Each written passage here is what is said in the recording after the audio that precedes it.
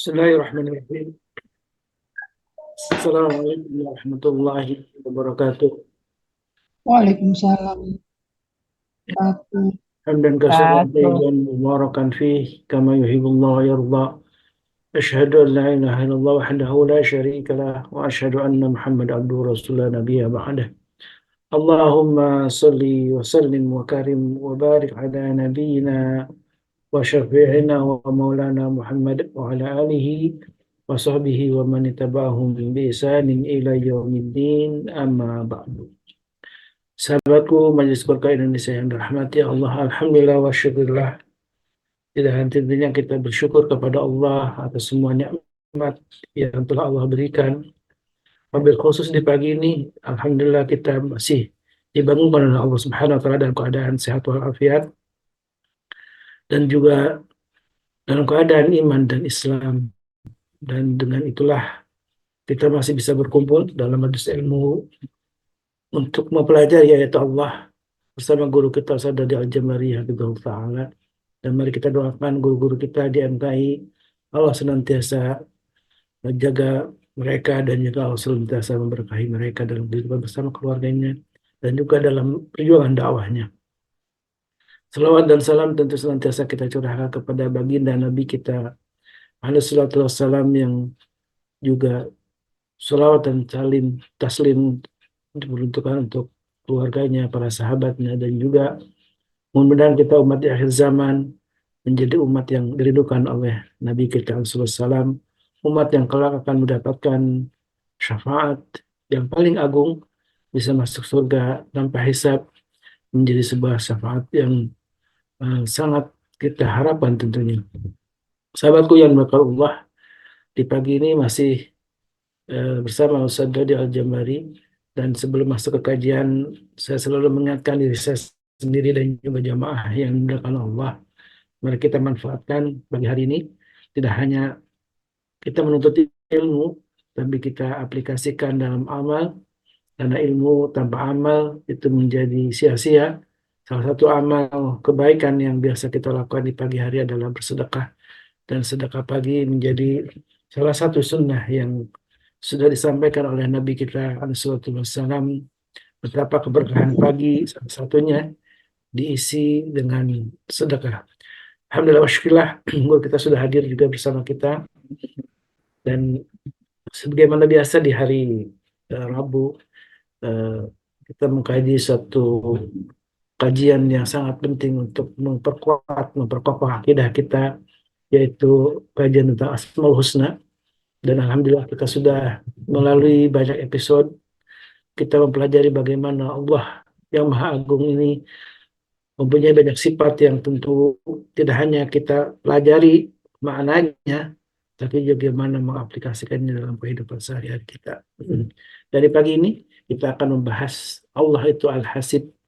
Allah adalah Maha Pemberi kecukupan. Allah adalah Maha Pelindung. Karena makna Al-Hasib ternyata ketika saya baca begitu luas ya. Banyak makna yang terkandung di hanya satu nama Al-Hasib, dan insya Allah akan dibahas detail oleh guru kita Saudara Al-Jamari. Kaifa halukum Ustaz? Alhamdulillah, sampai khair. Wa Barakallah. antum, Mudah-mudahan kabar. Alhamdulillah. Didoakan Alhamdulillah. Insya Allah. Baik, jamaah yang berkata Allah, tentang Al-Hasib ini secara pribadi saya mengingatkan terhadap eh, surat ya dan At-Talaq itu Ustaz, namanya kalau Allah bahwa hasbuh ya. Ini adalah seharusnya menjadi andalan bagi orang beriman ya. Dengan tawakal itu senjatanya ya Allah akan mencukupkan, dan kita tidak perlu risau dengan apapun di dunia ini, karena Allah lah yang memberikan kecukupan, perlindungan dan penjagaan untuk kita semua. Baik, Ustaz, tafadhol masykurah untuk memulai sebuah kajian yang uh, penting ini, dan mari kita simak semua dengan menghusukan hati kita dan membuka pikiran kita untuk bisa menerima hidayah dari Allah Subhanahu wa taala. Tafadhol masykur. Syukran, jazakumullahu khair. Bismillah. Assalamualaikum warahmatullahi wabarakatuh. Waalaikumsalam warahmatullahi wabarakatuh. Hamdan katsiran tayyiban wal mubarakan fi. Hamdan jiddan Asyhadu an la ilaha illallah wahdahu la syarika lah, wa asyhadu anna Muhammadan abduhu wa rasuluh, wa nabi wa rasul ba'dah. Allahumma salli wa sallim wa barik ala nabiyyina Muhammadin wa ala alihi wa sahbihi wa mawala. Wa la hawla wa la quwata illa billah, amma ba'd. Bapak Ibu sahabat MKI dimanapun berada, tentu kebersyukuran adalah sebuah keniscayaan yang setiap kita beriman pasti mampu melakukan. Atau setidaknya ketika ada bagian yang Allah Subhanahu wa taala berikan kepada kita, maka seyogyanya lah kita mensyukuri dari apa yang Allah Subhanahu wa taala berikan. Sekecil apapun karunia-Nya, pasti itu bagian yang kemudian Allah Subhanahu wa taala desain dengan sangat luar biasa. Karena Allah Subhanahu wa taala Maha mencukupi, maka kita harus masuk ke dalam sebuah pemahaman bahwa jika saja Allah tidak memberikan itu kepada kita, maka celakalah kita. Nah, ini pemahaman yang harus kita pahami.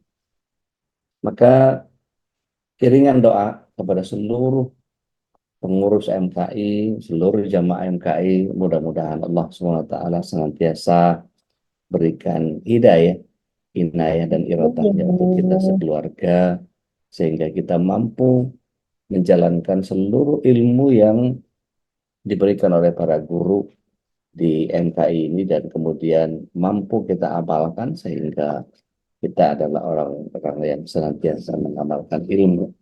Dan bagian yang kita harus pahami adalah kita harus munculkan akhlak untuk memahami setiap apa yang Allah Subhanahu wa taala hadirkan dalam asma-Nya. Pagi ini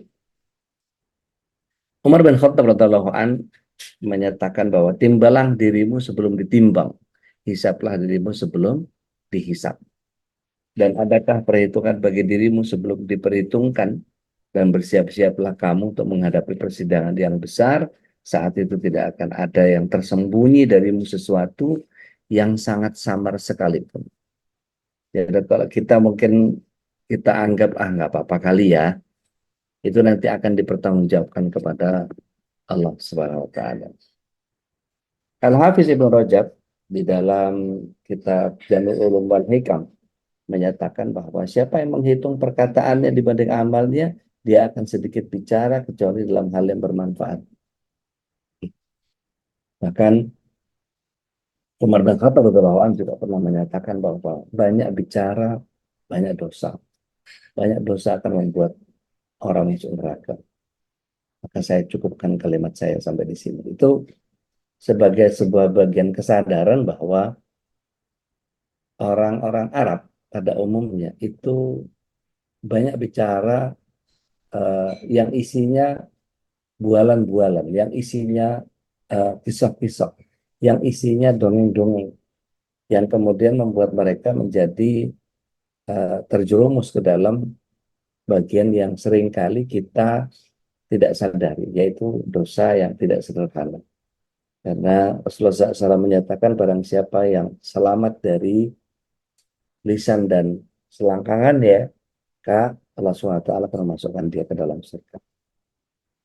Baik, Allah Tabaraka wa ta'ala adalah zat yang maha memberi dan maha memperhitungkan, maha mencukupi, dan maha membuat perhitungan. Makanya ada begitu banyak ayat yang kalau kita baca Al-Quran, pasti ada yang menyebut innallaha syari'ul hisab. Allah maha cepat penghitungan. Dan bahkan ada begitu banyak ayat juga yang kemudian menyatakan bighairi hisab, ya, yang tidak dihitung. Dalam pengertian kita nggak akan mampu menghitung. Artinya kalau kita kemudian melihat bahwa ada beberapa ayat yang kalau kita membahas tentang keajaiban sedekah, the art of giving, atau apalah judulnya, tapi kalau kemudian kita melihat bagaimana Allah SWT mengganjar apa yang kita diberikan balasan oleh Allah SWT, maka ada bagian-bagian yang kadang-kadang Allah berikan hitungannya. Contoh, surat 6 ayat 160 itu ada 10 kali lipat. Di surat 2 ayat 261 itu ada 700 kali lipat. Tapi di surat 4 ayat 85 itu tidak ada hitungan. Artinya apa? Ya terserah Allah mau kali lipatkan berapa. Mau ribuan, mau puluhan ribu, mau ratusan ribu. Biarkan Allah yang menentukan. Nah, itu bagian yang kita sebut sebagai di ghairi hisab. Ya, yang tidak ada hitungan. Tapi itu hitungan yang Allah SWT sudah eh, berikan. Hanya saja kita yang tidak mampu melakukan penghitungan itu. Maka al-hasib ini, kalau kita bahas secara bahasa, terambil dari kata yang akarnya adalah ha, sin, ba, yang punya 4 makna, yaitu menghitung, mencukupkan, ya. Ada yang disebut bantalan kecil, surat namanya 160 ini. Afwan. Jadi mencukupkan bantalan kecil, penghitung, dan penyakit yang menimpa kulit sehingga memutih. Kalau orang Jawa bilang bekisi. Nah, dua makna ini, menghitung dan mencukupkan, bisa kita nisbatkan sebagai nama atau sifat Allah. Maka dengan memperkenalkan namanya sebagai Al-Hasib, seperti yang selalu saya ulang lagi dan tidak akan pernah bosan saya ulang. Jangan hanya mempelajari ilmu tentang asma Allah, baik yang Asmaul Husna atau di luar Asmaul Husna, hanya untuk sebagai sebuah khazanah keilmuan. Akan tetapi kita harus memahaminya sebagai bagian yang kita harus munculkan akhlak terkait dengan itu. Nah, kemudian Allah SWT menegaskan bahwa apapun yang menjadi kebutuhan makhluk pasti akan dicukupi. Kalau kita lihat surat An-Nahl ayat yang ke-18 atau surat Hud dulu. Surat Hud dulu ayat 6. Ya. A'udzubillahi minasyaitonir rajim. Wa ma min dabbatin ya fil ardi illa 'ala Allahi rizquha, dan tidak ada satupun makhluk yang melata di bumi ini melainkan Allah telah tetapkan rezekinya, ya. Begitu juga ketika Allah berikan dalam surat 16 ayat 18, ya. Sungguh nikmat yang Allah berikan sangat banyak macamnya dan tidak terhitung jumlah. Maka kalau seperti ini, karena keadilan Allah SWT, Allah menuntut pertanggungjawaban manusia atas nikmat-nikmat ini. Dalam pengertian di sini kita temukan sifat Allah sebagai Al-Hasib yang membuat perhitungan. Zat yang maha menghitung. Allah akan memperhitungkan seluruh perbuatan manusia. Sekecil apapun perbuatan baik dibalas dengan kebaikan, adapun perbuatan buruk dibalas dengan keburukan. Maka kalau dalam surah Al-Zalzalah, ya, kita jelas di bagian akhir sebagai patokan. Famaya amal mithqala dzarratin khairan yara, famaya amal mithqala dzarratin syarran yara. Maka diungkapkan juga oleh Abdul Rahim Al-Qasim Al-Qusairi rahimahullah ta'ala, beliau menyatakan bahwa Al-Hasib ini artinya yang menghisap setiap kelompok manusia sesuai dengan bagiannya. Kaum kafir dihisap sesuai dengan apa yang ada pada mereka. Kemudian ditetapkan kepadanya neraka dan mereka pun akan masuk ke dalamnya. Hiasan apapun yang diberikan kepadanya. Pagi ini ada yang langganan koran nggak? Masih ada yang langganan koran? Dari sekitar 48 orang masih ada langganan koran. Sudah nggak ada, Ustaz. Sudah Di selesai dari online koran ya, sekarang. nggak ada ya? Ustaz. Nggak ada. Iya, jadi kalau ada yang langganan koran itu biasanya agak terhibur sedikit lah. Dengan apa? Biasanya di halaman ke-4 bagian bawah itu sebelah kanan itu kumpulan berita duka cita. Tulisannya apa? Rest in peace. beristirahat dengan damai, beristirahat dalam damai. Terus kalau dalam bahasa Indonesia telah beristirahat dengan tenang. Ya. Ayah, kakek, apalah segala macam, bla bla bla, ini, baru kemudian namanya yang meninggal, kemudian di bawahnya eh, keluarganya.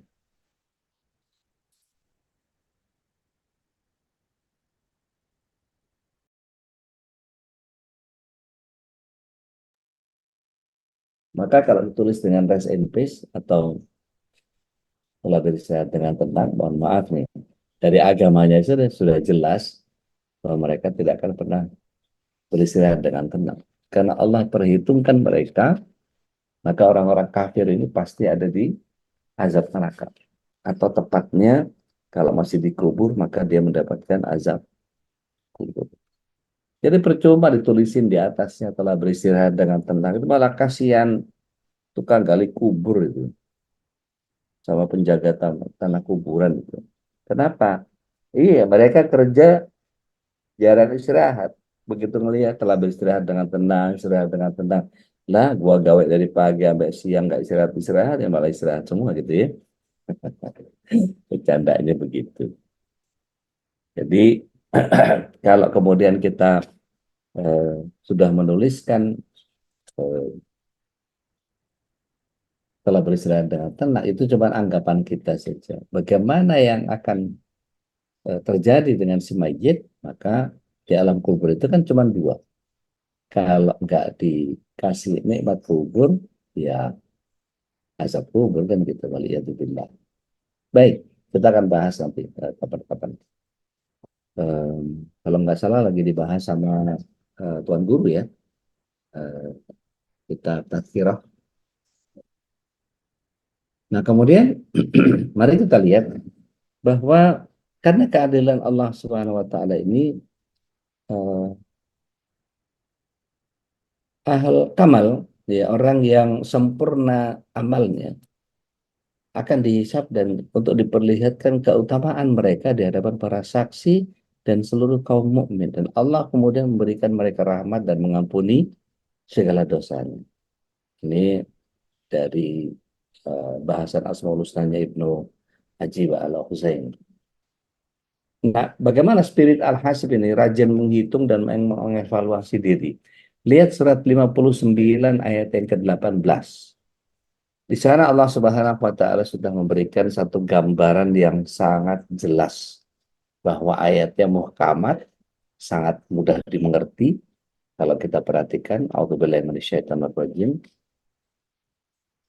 Ya ayyuhalladzina amanu taqullaha wal tanzur nafsu ma qaddamat lighad.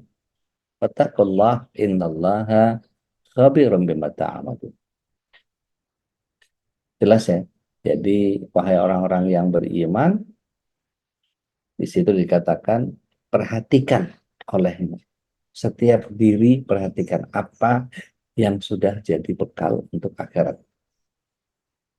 Jadi kalau sudah begitu, maka disebutnya oleh Allah SWT, wattaqullah. Jadi ada himpitan ketakwaan.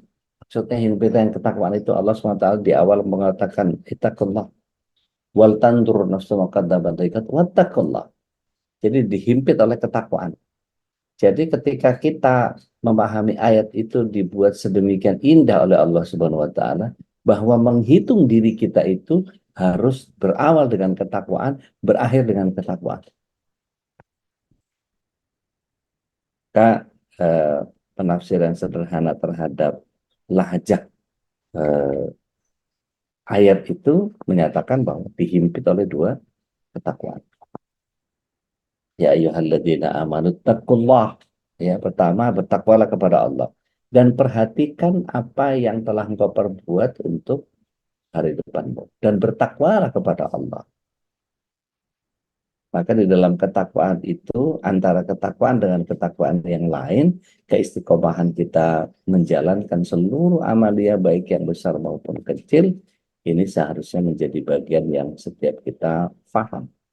Bahwa apa yang Allah Subhanahu wa taala hadirkan untuk kita, itu adalah bagian yang respon spontan kita seperti apa.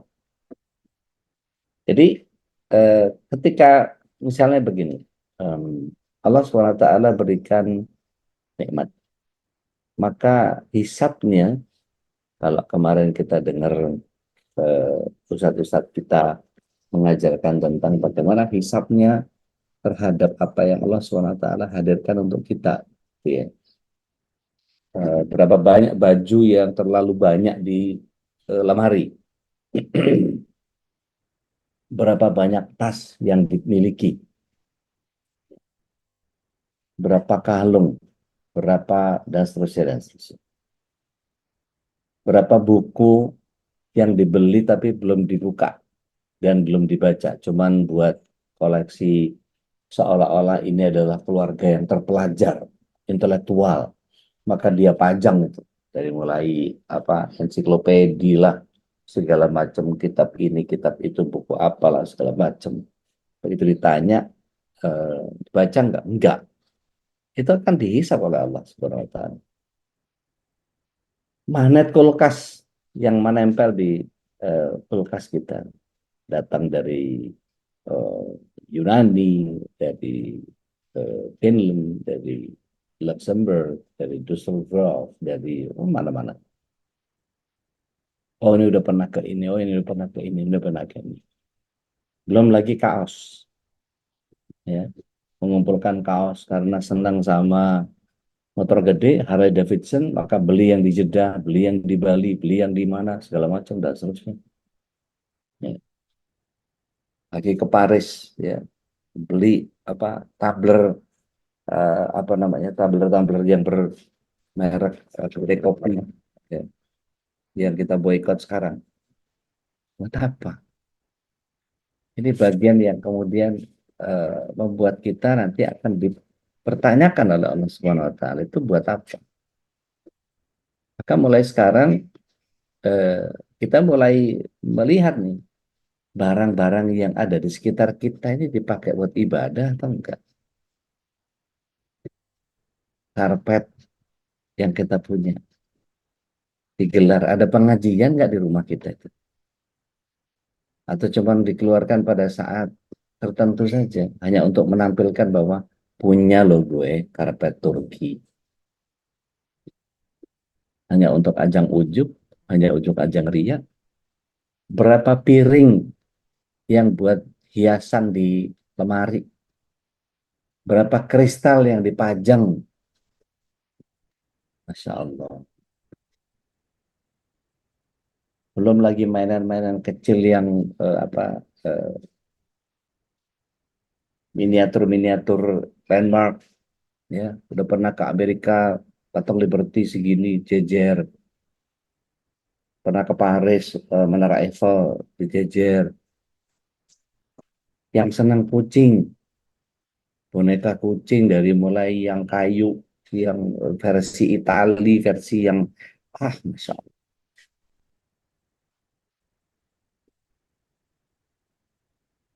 Kalau dipancing dengan koleksi-koleksian, Insya Allah. Alhaakumut takatsur.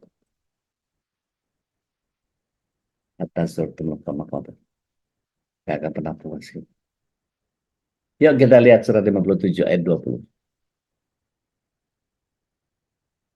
Ada yang sudah ketemu? Silakan.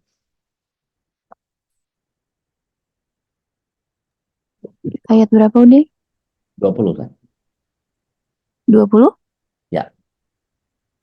Bismillahirrahmanirrahim. Ketahuilah, sesungguhnya kehidupan dunia itu hanyalah permainan dan senda gurau, perhiasan, dan saling berbangga di antara saling kamu, berbangga di antara kamu. Buat apa? Buat koleksi-koleksian. Terusin.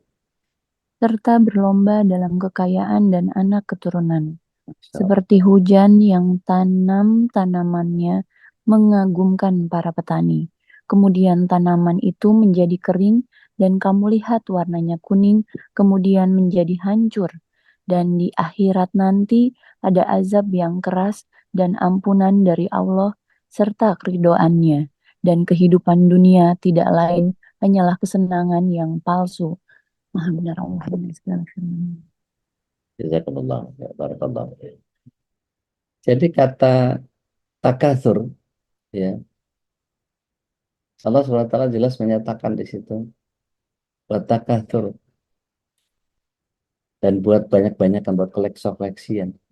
Dulu kami, ya dulu kami, ketika bicara tentang eh, masa-masa lalu, kemarin dikirim sama Bu Dwi itu, Golden apa Memories. Dulu kita ngumpulin filateli apa namanya. Saya masih masih punya itu. Bagaimana ayah Allahyarham eh, kalau dapat eh, surat dari Magyar Posta, oh, itu apa koleksi mahal itu Magyar Posta itu. Eh, dari Jerman kan dulu Bapak Allahyarham itu pembuat mesin eh, kertas bergaris, ya. Buku tulis belum ada zaman itu. Nah, Bapak Allahyarham yang bikin buku tulis itu jadi bergaris. Jadi buku bergaris yang sekarang kita sebut sebagai buku tulis itu mesinnya itu Bapak yang bikin. Misal. Jadi adalah kebanggaan saya terhadap eh, orang tua itu. Nah, eh, filateli yang kami lakukan ketika itu luar biasa tuh. Amplop yang ada apa namanya perangkonya itu perlakuannya Masya Allah itu. Bagaimana melepas tanpa merobek. Jadi bikin air mendidih gitu masih itu terus diuap. Jadi apa eh, apa namanya amplopnya itu kita uap gitu sampai pelan-pelan itu nanti kan embunnya membasahi bagian dalamnya si perangko itu. Maka kemudian ketika dalam hangat-hangat begitu kita pakai pinset gitu diambil pelan-pelan gitu. Terus baru kita kumpulkan dalam album yang Masya Allah. Tapi baru sadar sekarang bahwa itu juga tidak jadi manfaat. Ya. Itu koleksi yang sederhana itu. Bagaimana dengan ada satu jamaah saya 53 Land Cruiser. Dia punya Land Rover, sorry. Land Rover. Dia punya dari tahun 53. Satu koleksi dari tahun 53, terus kemudian yang makin ke sini, makin ke sini, makin ke sini, makin ke sini, sampai yang paling baru. Saya tanya, buat apa koleksi, Pak? Senang aja saya sama Land Rover itu. Jadi yang besi semua yang wah, Masya Allah luar biasa lah. Apa tuh? Memang buat sering jalan-jalan enggak. Terus apa disewain gitu? Enggak juga. Terus buat apa? Enggak ada sih. Di rumah aja dipajang. Terus paling tiap pagi itu saya bersihin bagian luarnya, paling saya lap-lap gitu. Terus saya nyalain mesinnya itu dengar suara greng deng deng deng deng deng deng deng. Itu seksi banget. Wah, saya bilang kejiwa nih orang.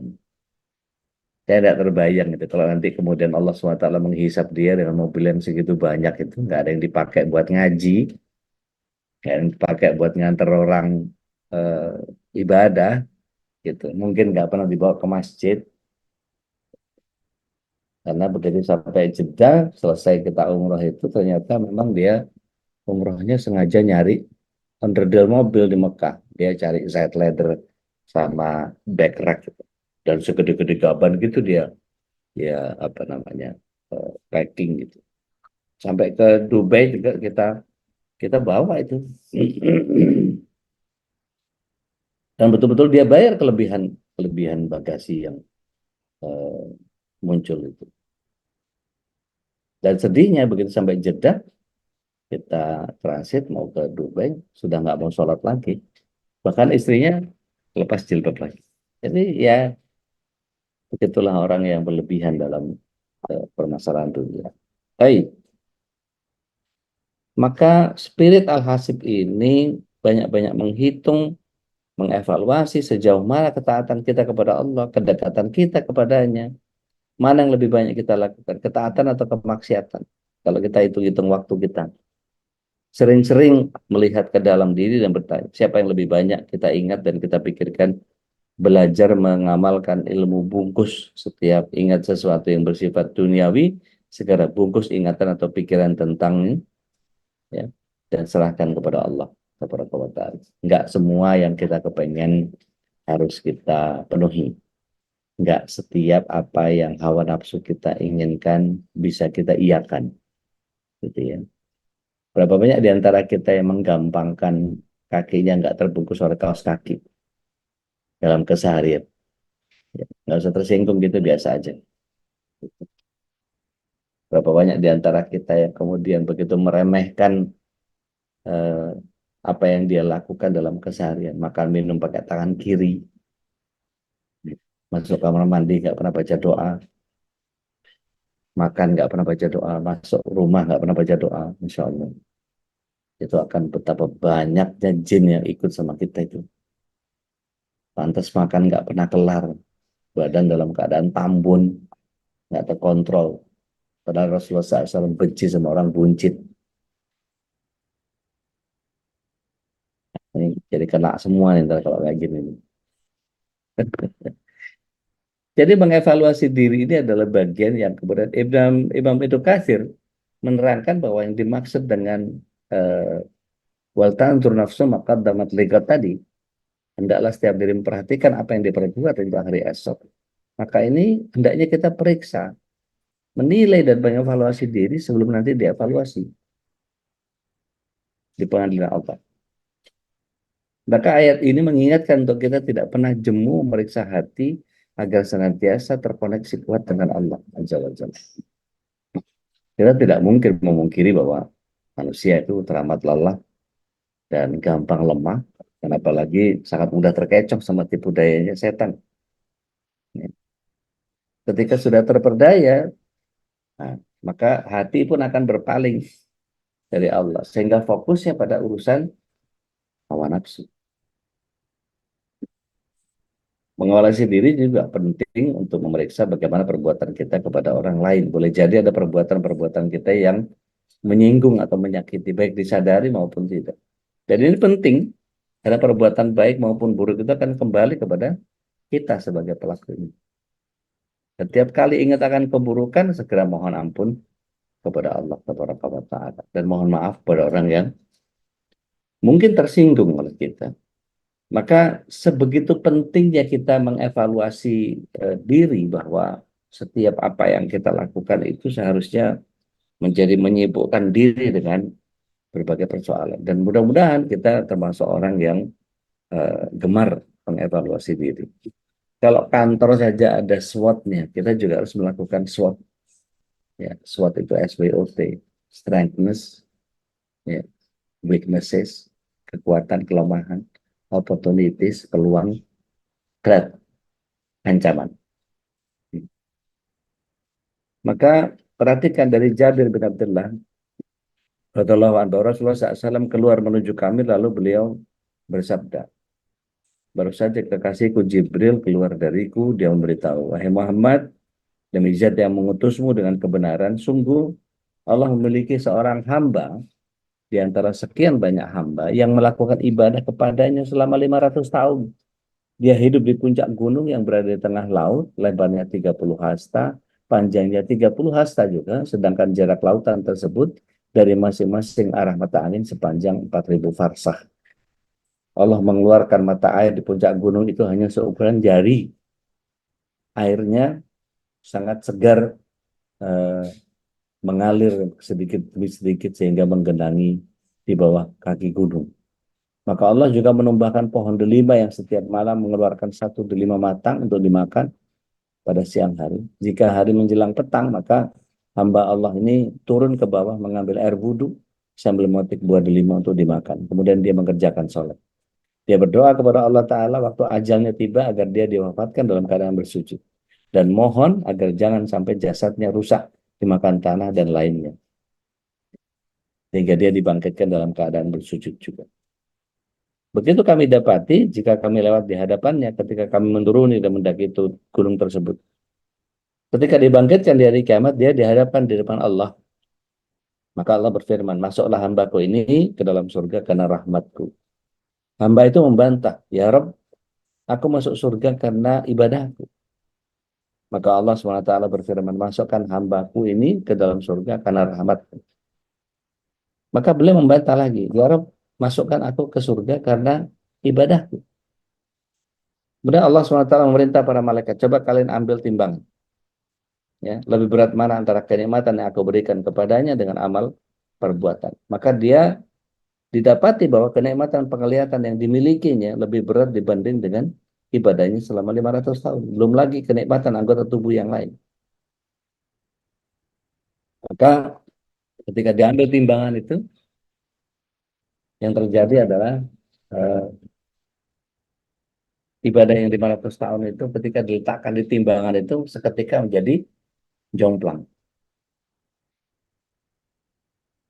Ketika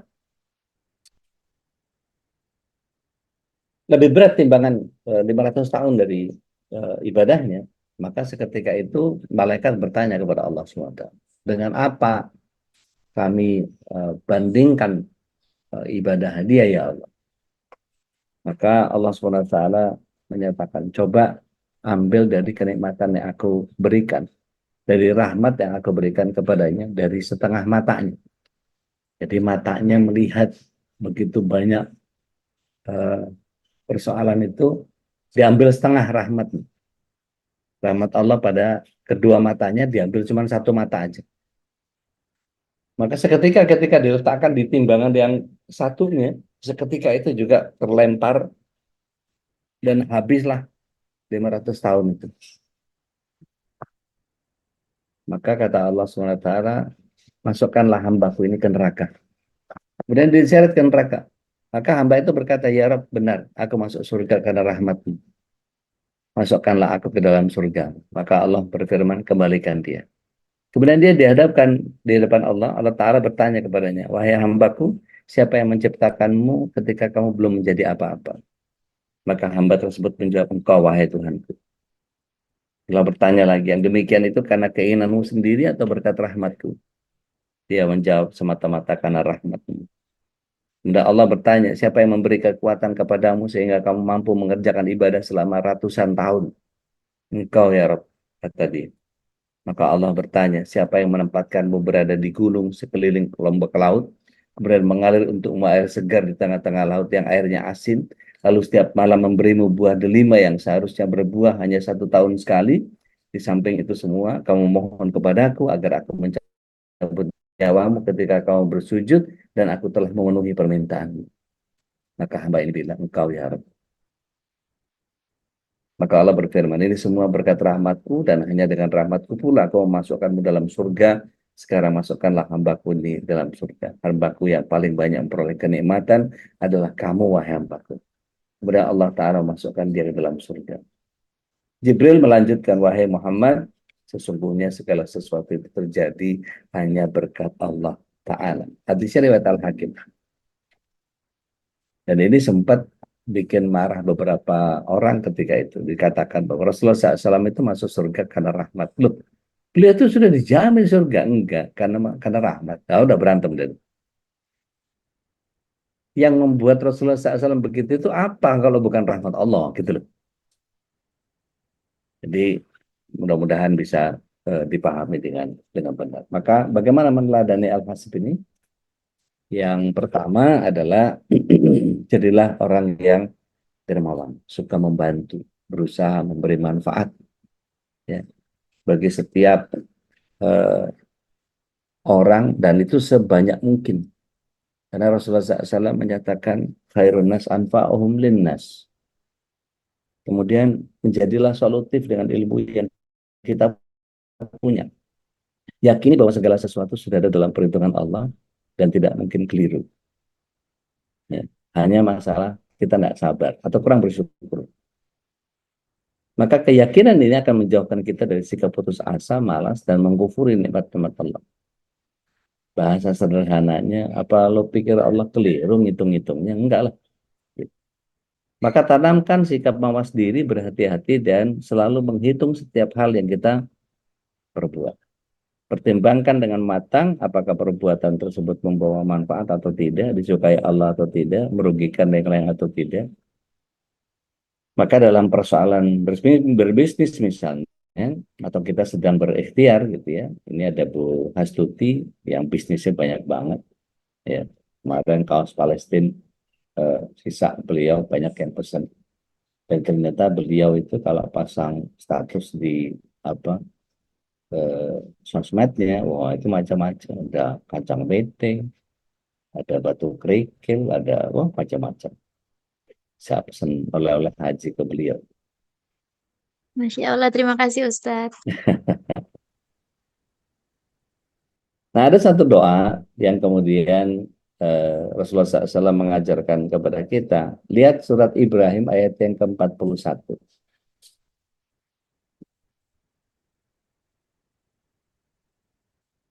A'udzubillahi minasyaitonir rajim. Rabbana ighfirli wa liwalidayya wa lil mu'minina yauma yaqumul hisab. Ya Tuhan kami, beri ampunlah aku dan kedua ibu bapakku dan sekalian orang-orang mukmin pada hari terjadinya hari perhitungan. Ya. Maka Allah Ta'ala berfirman, sungguh orang yang bertakwa apabila mereka dibayang-bayangi pikiran jahat untuk berbuat dosa dari setan, mereka segera mengingat Allah. Maka ketika itu pula mereka melihat kesalahannya. Kita lihat surah Al-A'raf ayat yang ke-201. Seperti itu. Maka Imam Hasan Al-Basri juga menyatakan bahwa seorang hamba akan berada dalam kebaikan selama dia masih mampu menasihati dirinya sendiri dan selalu menghisap dirinya sendiri. Maka beruntunglah kita yang masih sering menimbang-nimbang, masih sering menganggap bahwa, duh, kalau sekedar misalnya kita sholat telat gitu ya, sholat telat itu kan kadang-kadang, duh, belum asar nih, maka kita ketandapan itu kalau orang Jawa bilang, itu panik kita sholat itu. Wah itu dengan pasti nggak khusyuk deh, ya. Karena sholat yang begitu pasti wah terlagi maghrib ini. Atau kita mengerjakan sesuatu yang biasa kita kerjakan tapi belum kita kerjakan. Contoh, oh belum sedekah nih hari ini, jangan sampai nggak sedekah. Unianti sudah ngasih QR tuh, masa nggak ikutan? Gitu. Atau lebih lebih dahsyat lagi, aduh hari ini belum dikir pagi petang nih. Atau apalagi tingkatkan lagi sesuatu yang kemudian membuat orang menjadi merasa bahwa oh iya belum ini, oh iya belum itu, oh iya. Sehingga Ibnu Mas'ud pernah menyatakan begini, seandainya aku tahu ada satu amal yang pasti membuat aku masuk surga, maka aku tidak mau melakukan apapun lagi. Artinya beliau tidak yakin semua amaliyah yang beliau kerjakan itu akan menyebabkan beliau masuk surga. Masya Allah. Kita yang cuma tahajud doang, modal sholat wajib, yang duha sesekali, baca Quran, ya ala kadar gitu, terus yakin bahwa kita ahli surga. Kocak loh, gitu kan ya bahasanya. Tapi dengan keyakinan bahwa kita pasti masuk surga itu jaminan bahwa yang beriman dengan seberat biji zarah saja pasti masuk surga gitu ya, apalagi kita yang berani mengerjakan sunnah yang rajin gitu. Maka teruslah menghitung diri bahwa apa yang kita kerjakan ini belum apa-apa, dan jangan pernah merasa bahwa apa yang kita kerjakan ini sudah cukup. Wallahu a'lam bishawab. Mudah-mudahan Allah SWT terus menghidayahi kita, terus memberikan irodahnya kepada kita, memberikan inayahnya kepada kita, memberikan maunahnya kepada kita, sehingga kita menjadi orang yang senantiasa mampu terus memperbaiki diri, menghisap diri, karena Allah Al-Hasib itu telah memberikan satu inspirasi bahwa kita adalah orang yang harus senantiasa menghadirkan penghitungan terhadap diri kita sendiri. Wallahu a'lam bishawab. Hadallahu ayyakum ajma'in. Aku qauli hadza astaghfirullah li wa lakum. Billahi sabil haq akhirat da'wana alhamdulillahi rabbil alamin. Saya kembalikan lagi ke Ustaz Khalis. Fayatafadhal masykur ya Ustaz. Barakallah. Alhamdulillah, Masya jazakallah khair. Mudah-mudahan inspirasi pagi ini dengan mempelajari Al-Hasib, sifat Allah yang Maha Agung ini menjadi makin waspada kita ya. Karena tadi pesan dari Umar bin Khattab radhiyallahu anhu untuk menghisab diri kita sebelum Allah menghisab kita, itu menjadi satu pegangan bagi kita ya, agar hati-hati memiliki harta. Jangan sampai harta ini justru mencelakakan kita, karena nanti susah untuk dipertanggungjawabkan ya.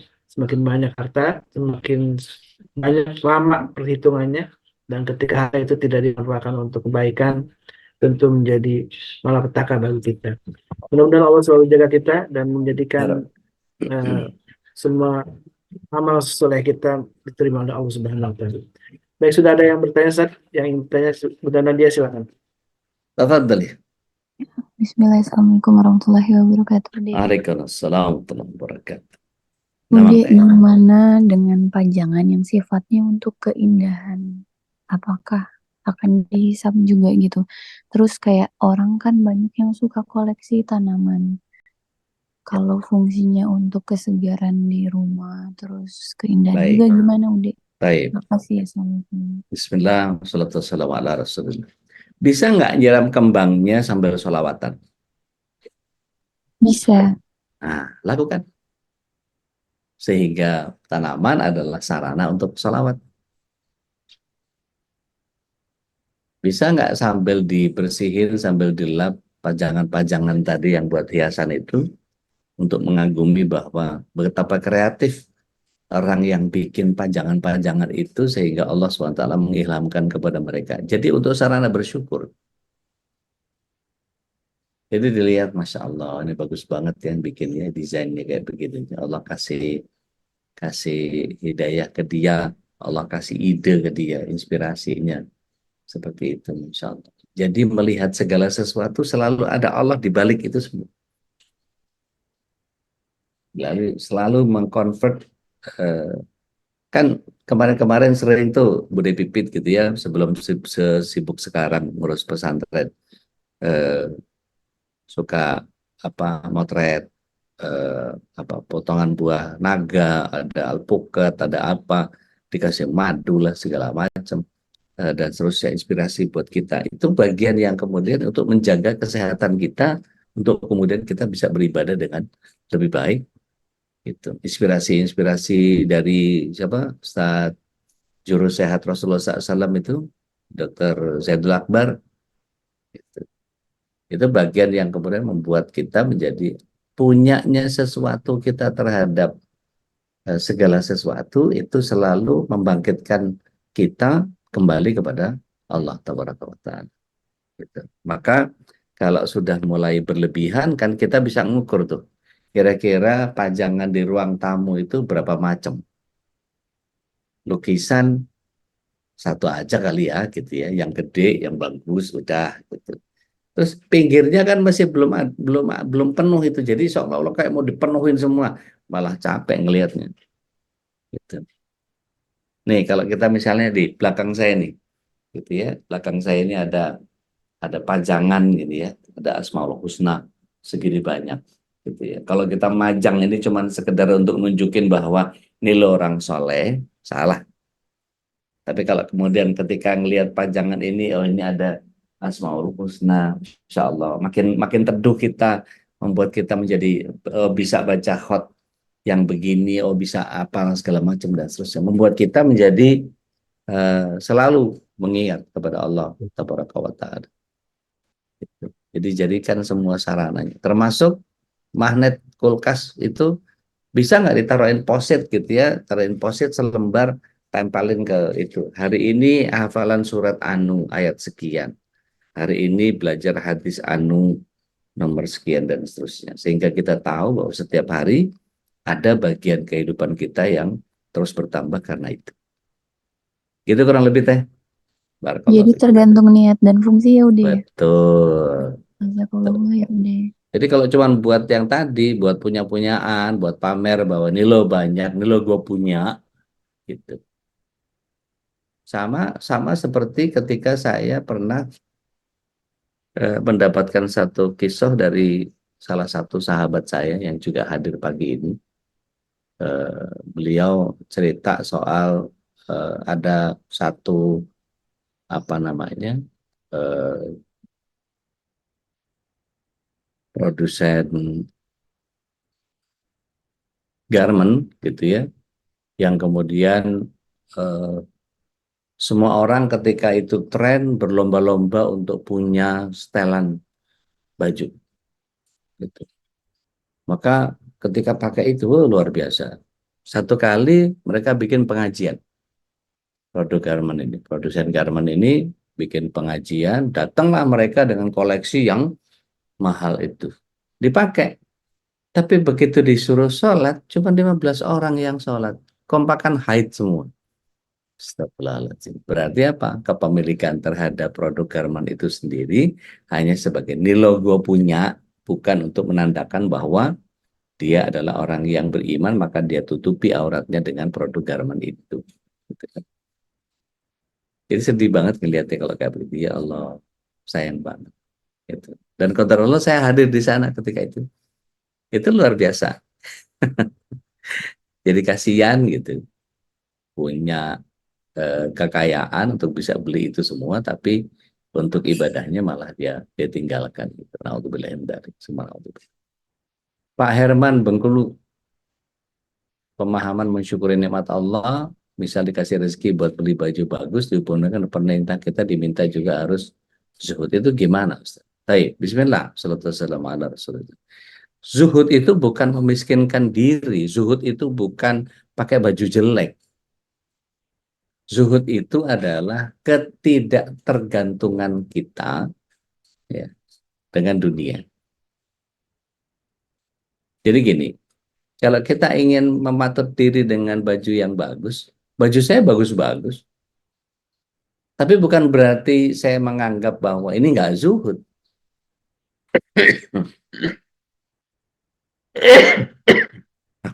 Afwan.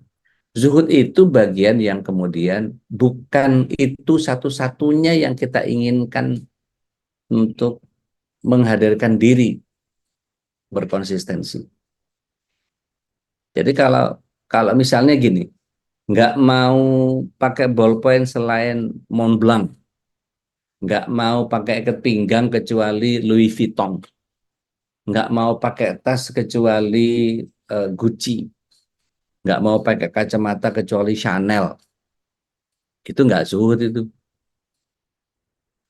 Jadi tadi ada yang perhatiin nggak? Saya ganti kacamata sampai 3 kali karena kirnya udah mulai burem semua ini. Jadi buat saya nggak penting yang Porsche desain mau yang mana, ini ada 3 nih. Tadi sempat perhatiin nggak? Saya pakai yang pertama ini, yang kedua ini, terus terakhir ini. Karena buat saya yang penting fungsinya, bukan bukan mereknya. Gitu. Jadi ketika penting penting buat fungsi bukan merek, maka ketika ada yang cocok dengan merek itu ya nggak apa-apa. Gitu. Saya punya Rolex tapi nggak saya pakai karena udah nggak muat, udah kegemukan gitu. Tapi ada orang yang kemudian meskipun pantas nggak pantas, udah kegemukan pakai aja, pengen ngasih lihat aja Rolex gitu. Ada begitu banyak ibu-ibu yang mohon maaf, dandannya nggak pantas, pakai baju yang juga nggak pantas gitu. Tapi begitu tanya, kenapa? Ya nungguin pantas kapan makainya? Astagfirullahaladzim.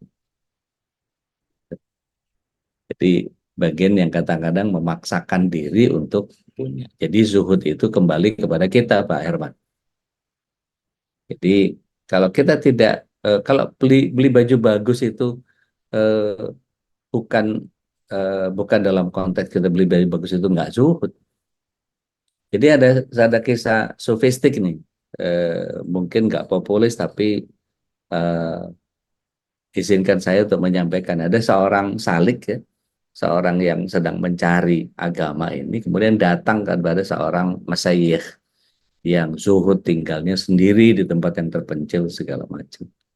Maka kemudian dia dihampiri oleh seorang salik ini, kemudian ya Syekh ajarkan aku tentang zuhud. Oh, jangan belajar sama saya, kamu belajar sama kakak saya. Dia tinggal di eh, sebelah sana, jaraknya sekian-sekian. Kamu nanti akan ketemu sama dia. Bilang bahwa kamu adalah orang yang pernah ketemu saya, Dan kamu perhatikan, kamu tinggal bersama dia kira-kira kurang lebih 2 pekan. Kamu akan belajar tentang zuhud. Maka pergilah dia menuju kepada si kakaknya Mas Sayyid. Sampailah, tibalah dia di tempat itu, Masya Allah, rumahnya bagus banget, rumahnya gede banget, meja makannya panjang banget, dan semua istalnya itu banyak kuda, dan pokoknya mewah hidupnya, mewah hidupnya. Dan setiap hari itu yang namanya ketamuan, makan bareng itu, Masya Allah, menunya luar biasa. Kala raja, bingunglah si Salikin ini ketika melihat ini gimana belajar zuhudnya nih. Makan enak terus, baju keren terus, gitu. Dan setiap apa itu banyak yang kemudian diberikan hadiah. Suruh bawa kuda, bawa barang, apa ini banyak. Setiap hari itu banyak yang kemudian diserahkan kepada tamu-tamu. Maka setelah 2 pekan dia melihat, wong isinya cuma pesta pora aja isinya, wah belajar zuhud dari mana? Kembalilah si pria ini, Salikin ini kepada si Mas Sayyih yang tadi, yang menyendiri tadi.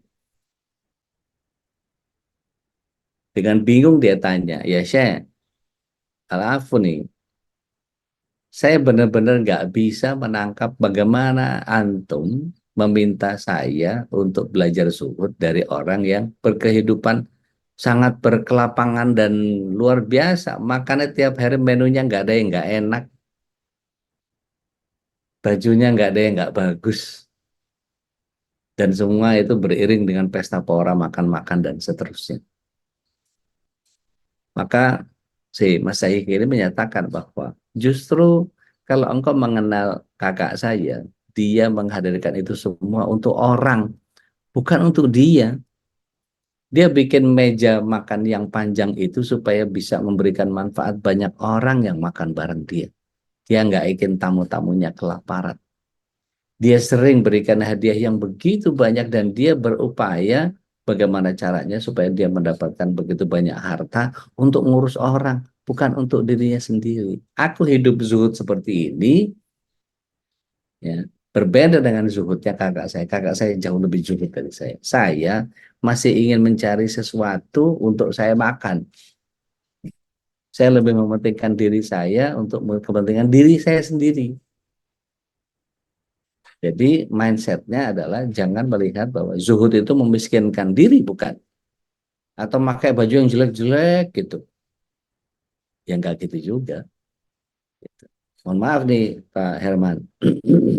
Saya sering kali dikasih tahu sama beberapa guru dalam hal memantaskan diri. Gitu ya. Dulu saya dengan pola zuhud yang saya pahami dengan sederhana, ya udah pakai baju asal-asalan gitu. Tapi akan menjadi keliru ketika orang di kalangan the haves, kalangan yang berpunya, para agnia, ketika mengundang kita yang penampilannya busuk begitu. Nah ini Ustadz bagaimana sih? Gitu. Sehingga tidak tepat menyampaikan soal macam-macam, sementara dia sendiri tidak bisa mengurus dirinya sendiri. Makanya bajunya Ustadz itu bagus-bagus. Kenapa? Karena dia ingin menunjukkan bahwa dimanapun kesempatan saya ketemu sama orang, pasti saya beribadah, masuk ke masjid dengan baju terbaik saya. Itu makanya jarang kita ketemu sama Ustadz yang kucel, itu jarang. Kalau dia paham. Pasti dia bajunya milih apa segala macam. Sehingga ketika ketemu dengan pagi ini ngajar di sini, siang nanti dia bisa pakai baju yang bagus. Nanti agak sorean kalau perlu di mobilnya atau di kendaraannya dia bawa baju ganti. Kalau perlu disiapin jasnya, kalau perlu disiap, wah macam-macam. Pakai parfum dan itu sunnah. Gitu. Jadi zuhud bukan memiskinkan diri gitu ya, Pak Herman ya, mudah-mudahan bisa dipahami. Wallahu a'lam. So, saya kembalikan ke Ustaz Khalis. Supaya tafadhol Mas Khalis, Ustaz. Alhamdulillah. Silakan jemaah kalau masih ada yang ingin bertanya. Kalau tidak ada, mudah-mudahan tetap inspirasi ini menjadikan kita makin paham dengan apa yang disebut dengan al-hasib gitu ya. Karena eh, kalau Allah Maha mencukupi, maka sesungguhnya kita tidak perlu khawatir dengan rezeki yang sudah Allah berikan kepada kita ya. Dan mudah-mudahan sama semuanya eh, dengan keyakinan inilah maka Allah Subhanahu wa taala makin menambahkan kelapangan dari rezeki kita juga keberkahannya, dan juga yang paling penting tentu bisa mempraktekkan apa yang kita tahu dari pemahaman terhadap Asmaul Husna ini dalam kehidupan sehari-hari kita. Jazakallah khairan Ustaz, ahsanal jaza Wakadzalik, atas barakallah. kesehatan ilmunya, dan mudah-mudahan Allah Subhanahu wa taala senantiasa memberkahi kita semua Ya untuk Rabbi. istiqamah dalam kebaikan, menjadi Ya harapan menjadi azam kita semua ya, untuk istiqamah dalam kebaikan, Ya Rabbi. istiqamah untuk berbagi harta dengan orang lain. Amin. Karena orang yang zuhud tadi seperti yang disebutkan oleh Ustaz Dodi, inspirasi dari tokoh dalam sejarah tadi yang menyadarkan kita ternyata zuhud itu adalah bukan berarti orang yang hidup seadanya gitu ya. Justru kita harus mencari harta untuk kebaikan, mencari harta untuk justru bisa memakmurkan bumi. Artinya harta yang Sahih. disedekahkan menjadi kebaikan untuk bukan hanya untuk diri kita, juga untuk sesama. Baik jamaah yang akan Allah, mari kita tutup majlis ini dengan doa kafaratul majlis. Subhanakallahumma Subhanakallahumma wa bihamdik. bihamdika asyhadu an la ilaha illa anta astaghfiruka wa atubu ilaik. Wa minkum. Assalamualaikum. Assalamualaikum warahmatullahi wabarakatuh. Waalaikumsalam. Waalaikumsalam warahmatullahi wabarakatuh. نسألك يا من هو الله الذي لا إله إلا هو الرحمن الرحيم الملك القدوس السلام المؤمن المهيمن العزيز الجبار المتكبر الخالق البارئ المصور الغفار القهار الوهاب الرزاق الفتاح العليم القابض الباسط الخافض الرافع المعز المذل السميع البصير الحكم اللطيف الخبير العليم العظيم الغفور الشكور العلي الكبير الحفيظ المقيت الحسيب الجليل الكريم الرقيب المجيب الواسع الحكيم الودود المجيد الباعث الشهيد الحق الوكيل القوي المتين الولي الحميد المحسن المبدع المعين المحيي المميت الحي القيوم الواجد الماجد الواحد الصمد القادر المقتدر المقدم المؤخر الأول الآخر الظاهر الباطن الوالي المتعالي البار التواب المنتكم العفو الرؤوف مالك الملك ذو الجلال والإكرام المقسط الجامع الغني المغني المانع الضار النافع النور الهادي البديع الباقي الوارث الرشيد الصبور الذي ليس كمثله شيء وهو السميع البصير اللهم صل أفضل الصلاة على أسعد المخلوقات كسيدنا محمد وعلى آله وصحبه وسلم عدد معلوماتك ومداد كلماتك كلما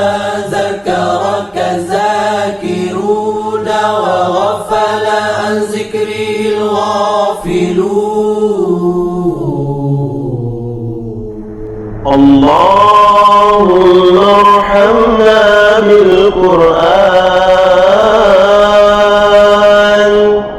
واجعله لنا إماما ونورا وهدى ورحمة. اللهم ذكرنا منه ما نسينا وعلمنا منه ما جهلنا وارزقنا تلاوته آناء الليل وأطراف النهار